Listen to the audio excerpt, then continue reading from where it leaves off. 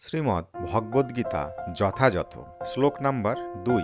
সঞ্জয় উবাচ দৃষ্টা তু পাণ্ডবানীকম বিউঢ়ম দুর্যোধনস্তদা আচার্যম উপসংগম্য রাজা বচনম অব্রবীত। শব্দার্থ: সঞ্জয় উবাচ, সঞ্জয় বললেন, দৃষ্টা দর্শন করে, তু কিন্তু, পাণ্ডবানীকম পাণ্ডবদের সৈন্য, বিউঢ়ম সামরিক ব্যূঢ়, দুর্যোধন রাজা দুর্যোধন, তদা সেই সময়, আচার্যম দ্রোণাচার্য, উপসংগম্য কাছে গিয়ে, রাজা রাজা, বচনম বাক্য, অব্রবীত বলেছিলেন। অনুবাদ: সঞ্জয় বললেন, হে রাজন, পাণ্ডবদের সৈন্যসজ্জা দর্শন করে রাজা দুর্যোধন দ্রোণাচার্যের কাছে গিয়ে বললেন। তাৎপর্য: ধৃতরাষ্ট্র ছিলেন জন্মান্ধ।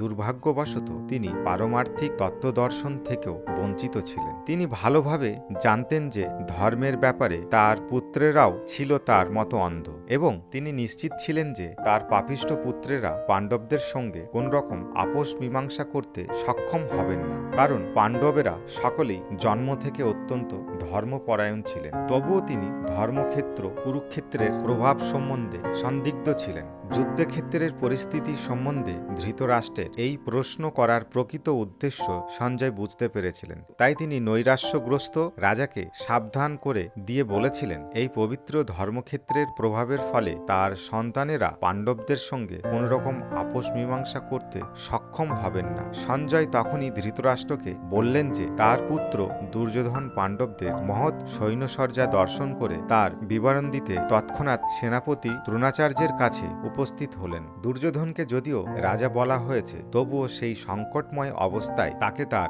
সেনাপতির কাছে উপস্থিত হতে দেখা যাচ্ছে। এর থেকে আমরা বুঝতে পারি, চতুর রাজনীতিবিদ হওয়ার সত্ত্বেও গুণগুলি দুর্যোধনের মধ্যে বর্তমান ছিল। কিন্তু পাণ্ডবদের মহতীত সৈন্যসজ্জা দেখে দুর্যোধনের মনে যে মহাভয়ের সঞ্চয় হয়েছিল তা তিনি তার চতুরতার আবরণে ঢেকে রাখতে পারেননি।